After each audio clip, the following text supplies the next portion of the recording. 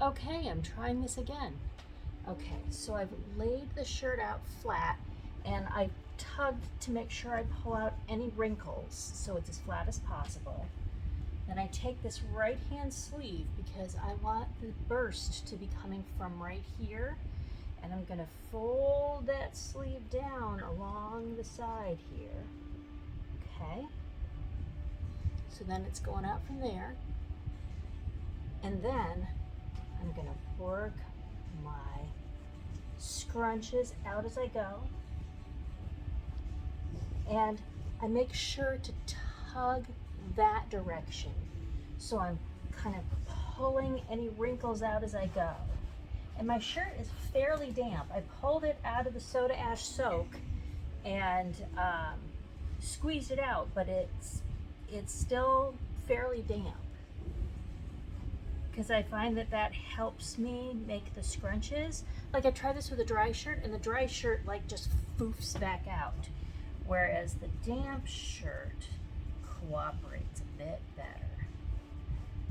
When I first started tie-dyeing, I tried doing a spiral with a dry shirt. What a nightmare.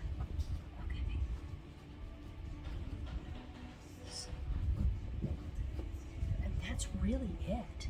And then I'm gonna come around here, come to the other side, and then grab this sleeve. And so this is my left sleeve, and I want the rays to continue out onto the sleeve.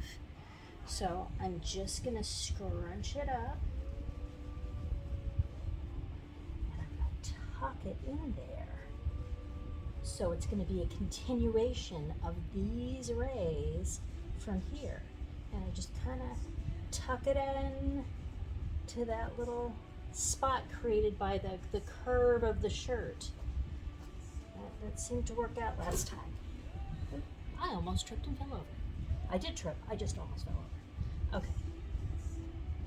Tuck that in, get those rays all worked out there, like that.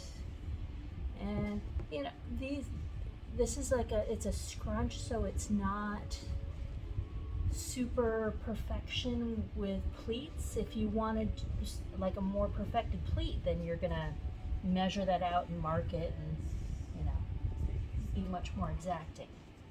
Whereas this is more chaotic. Okay, so then I apply my rubber bands from the top of the peak.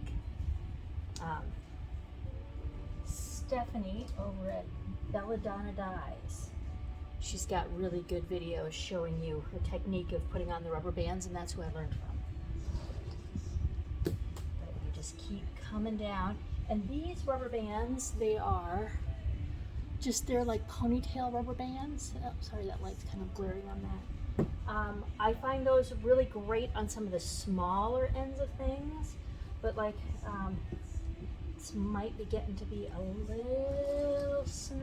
Oh no, I'm good. And keep coming down with those.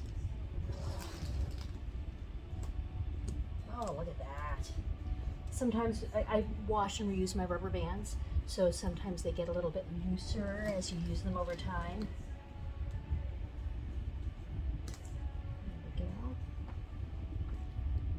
And then I'm going to come in from this end, get one over that sleeve there, and I need just one. Oh, look at that. I have one more right here. And that's kind of on that transition from the edge of the body over to the sleeve, so that's going to help stabilize that.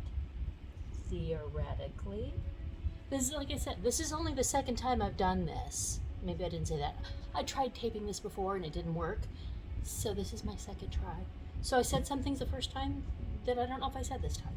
Anyway, it's only my second time doing this kind of scrunch fan fold on a long sleeve shirt, and I think the long sleeve shirt really changes kind of the logistics of the whole thing. So then what I'm going to do is I'll put this on my rack for my incline, and I'll put my dies on, and then I place, I use the ice cubes out of like a regular ice cube tray, and I just stack them up. And then, I've got it on the incline, and then as they melt, they'll come down, and then I'll put a second layer of ice cubes on. Hopefully that's helpful.